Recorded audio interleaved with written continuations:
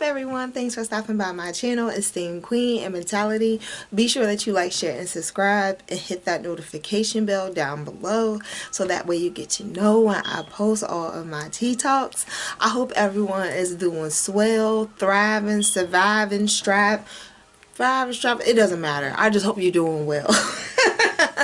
I hope everyone is doing well. By all means, let's just go ahead and get into it because I got places to go and things to do, okay?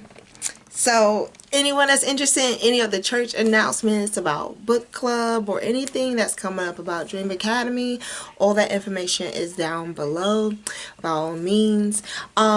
So very interesting, very interesting, very interesting. Remember when I did the video, I want to say it's the preset video, right? Remember my video that I did on those presets? And then I did a video called green light. I think it is green light. So, and I did a video on boundaries, right? So all of those three videos right there that I name off, maybe, you know, a throwback for some, but for the new subscribers, welcome. For the ones who have been subscribed for a while, go ahead and invite our family. We are getting bigger in numbers, all right? So but yeah, if so happens you're looking for like a video that's a prerequisite to this one, it will definitely be one of the three that I named off, or you'll see up top here. But what I want to talk about today, I want you to get your water, get your wine, get whatever it is that you're sipping on, get it and bring it close. Because this tea talk is one I've had conversations multiple times about amongst, you know, like personal circles, not as far as polls or surveys or even getting someone else's opinion about it outside of me, you know, having this tea talk. So I want to bring some light to it, so then that way if so happens you come across one of these type of times, at least you know like the signs of you mentally maturing, you're emotionally maturing. I know for a lot of us, you know, you may think it's a temper thing, right? You know, you get agitated, something irritates you, something pisses you off, you know, something really just jumps out and boo, just really gets you on nerve, on edge, you know. We need to have a tea talk about that because, you know, believe it or not, we come into times where, you know, you very well may feel as if like, you know what, something doesn't get to me how it used to. You know, something doesn't seem to like agitate me as much as it used to, or it doesn't affect me as much. Like it has its sting, you know, because you're human, you have feelings. But as far as it actually like just taking you straight up out of here is not one of those. It's not one of those type of like, you know, situations, reactions, right?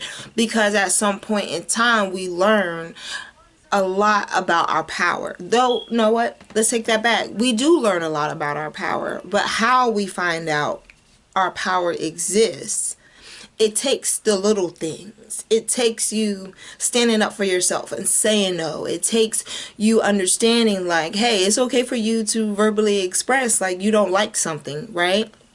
You know, there's no point you know, it's no point of hiding it. We all have likes and dislikes, and it's okay to voice those. And so when you get to a point where you're around and you're amongst people and you're in elements and surroundings and places in life where those temper tantrums aren't named that anymore. They're not, because you've outgrown that label of how it is you handle whatever it is that brings you adversity, that, you know, takes up more of your mind and hurts more of your feelings. You've learned to either grow up or grow out of dealing with things the old way. And so now that we're moving forward and we're getting older, we learn that it's no longer called a temper tantrum. It's no longer called a temper. It's called a fuse box. Because what happens when we overload and we don't have enough energy to supply what we're needing to take care of? What happens when our body, decides that we don't think it's worthy of eating? Things of that nature. What happens? Things shut down. Things go haywire. Things will make you just pop like firecrackers. All right. Now, I understand temper tantrums, and that's just a behavioral thing as far as like people getting out how they feel. All right, that's a temper tantrum. That's something that, would it be a thing of you going haywire? Yes. Now that you have emotionally matured, it's a thing of you making sure you're making sure that that fuse box doesn't blow. You don't allow yourself to let people take you there. You don't make it easy access for you to be hurt and offended. You have to understand, a person who doesn't know who they are is always going to be offended by whatever it is that you do that is concrete with who you are. You're not going to make friends with the wrong people and think you're going to get a good outcome with them. Whoever it is that's going to be your friend, or you have any type of personal relationship with, you go to school, get a degree, etc. It always should, it's always seeming to like reflect who you are, and it should. But the moment you decide to go be with a negative Nancy and you're always, upbeat Molly, what's going to happen? Someone's going to get drained. All right. Now, when it's drained, what happens? Lights out, right? Water off, lights out. Same thing happens when you do too much. Your fuse box, that's like your heart, that's your soul, that's your peace. So we need to kind of like talk about the things that kind of make us go haywire, but we need to understand now the things that we can do to make it so that it's not always a target for us to find happiness and find a balance. I always thought, setbacks and failures, like those were the things that used to have me just pop up out of here, put a fork in the outlet, bitch, I'm gone.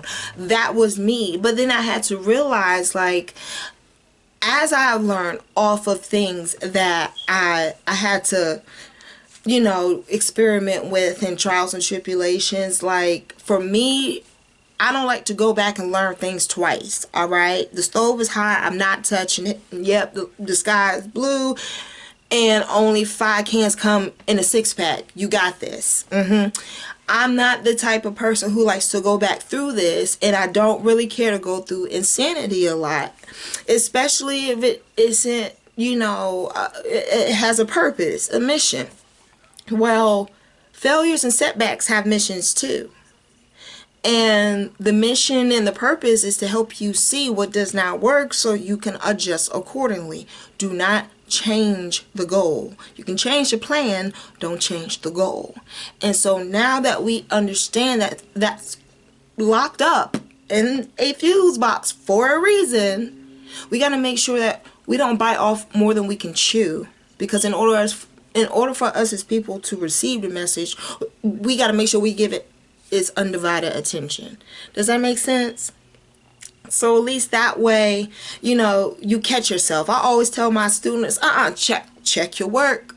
Check your work. They can't close the school if you check your work, if you take your time. That's what they're there for. We get paid salary for a reason. Okay? No matter how long we stay, how early we open, bitch, we got to be here until y'all decide, y'all parents want to love y'all enough to take y'all asses home. But in the meantime, in between time, take your time, and take your time on purpose. That's the point of us being here, is to help and guide you. Setbacks and fuck ups and failures are all supposed to guide you.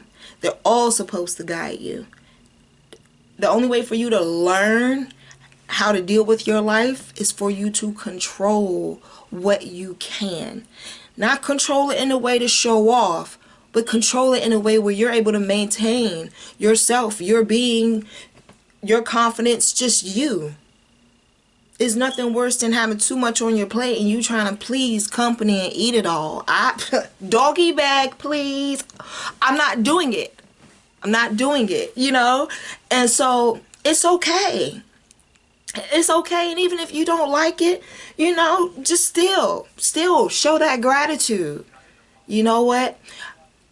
I may have halves eaten this, but I know at the end of this all and this Benadryl and tomorrow, I know I can't eat that. It's okay. Oh, thank you. You're so kind. You're so kind. I'd love to share this with us. And you throw it right on waste management. It's okay. We all learn, but we all learn differently. And another way for you to control how you react is to understand self-awareness is a motherfucker. You know who you are? Okay. It may be a surface word, surface definition, surface verbal clipping, but man, the roots go so deep. Because if we can learn how to control our life by learning from our setbacks and mistakes, we will have way more people wanting to work together than separately and against one another. And that's what will spark and smoke and catch a fuse box on fire for more than one reason. Extra, doing too much, not enough of the right thing. It doesn't reflect what it is that you're trying to have come out of it and manifest for you. All right. And all of those things is peace. We all have an idea or desire of wanting peace. It's in all of our fuse boxes. So are you going to fight for your peace, or are you going to defend your peace? For me, I feel like this. Like I said just a moment ago, it's locked up for a reason. And you know that it's there. But I know not to do too much, because guess what? If you do too much, of course, your piece is a target. That's something everybody wants. You may be the WWE champion, but if everyone below you is wanting where you're going and what you have, and you're the only itty bitty one at the top with that piece of leather and metal, what do you think is going to happen? Everyone's going to want what you want. Come on. And it's the same thing when it comes down to your peace. Man, your peace have more enemies than it has friends. And you may very well be the one person peace can say they have on their side.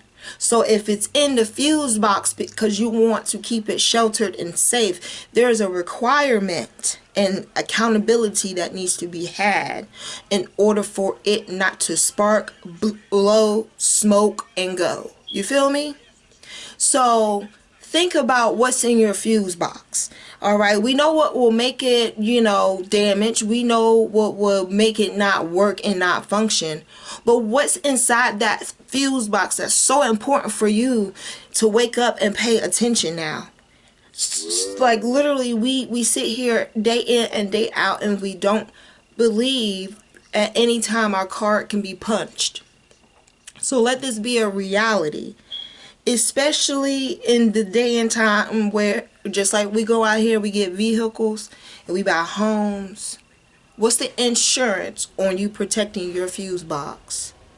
Mine is control and boundaries, because those things right there, those are part of them presets.